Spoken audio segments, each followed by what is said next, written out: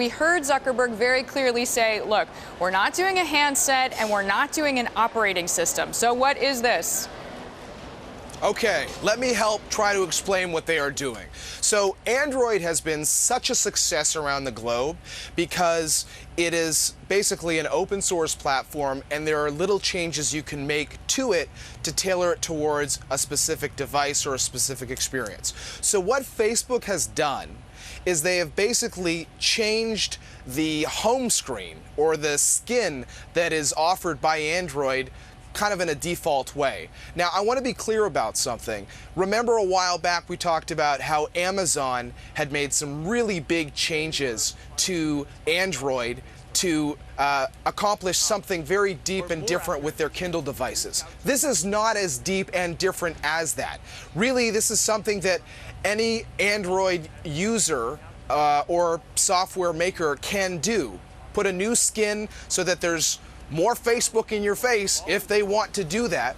But I think for some, this is less bold than it could have been because, number one, it's not available on every Android device. They're saying it's going to be on, for example, the Samsung Galaxy S3. It's going to be available on that device and on a couple of HTC phones. And then number two, there is going to be this new HTC phone that comes preloaded with this. But that's a lot of information. All you have to know is that they're not making major changes to Android here.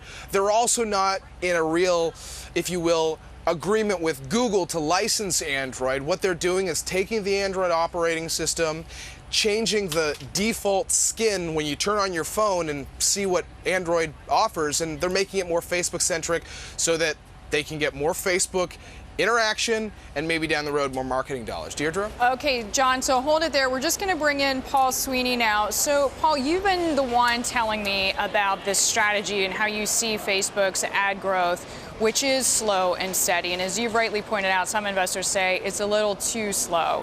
Does Home, this new product, change anything?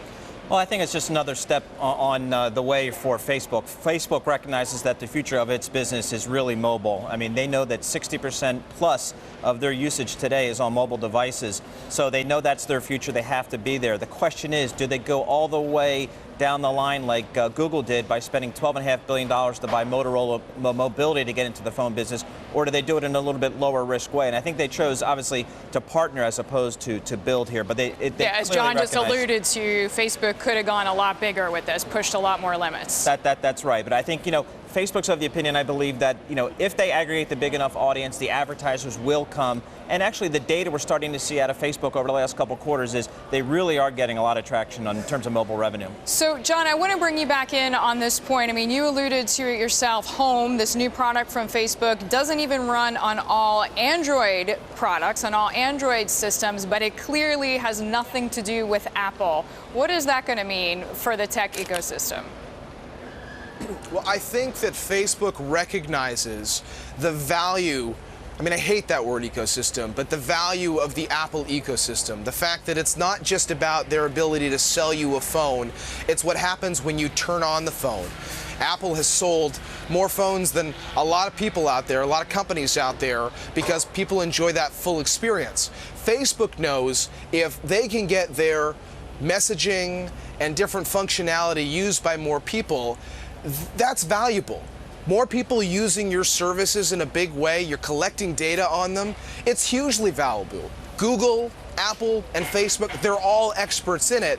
And I think given that Apple was not going to make it easy for Facebook to dominate an iPhone, they can have their app there and it's very popular on the iPhone, they weren't going to allow them to do that, but Android does give them that option to test it out.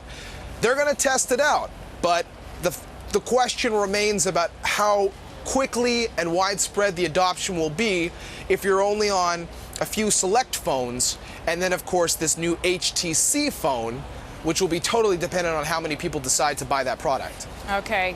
John, we're going to bring Paul back in here. What do you think about the chances of challenging, and I'm just speaking about the larger ad revenue space, challenging Google? Can anybody come up and nip at the heels? I think they can. I mean, Google obviously dominates search, and it's likely they're going to dominate search for a long time, not just in the U.S., but globally.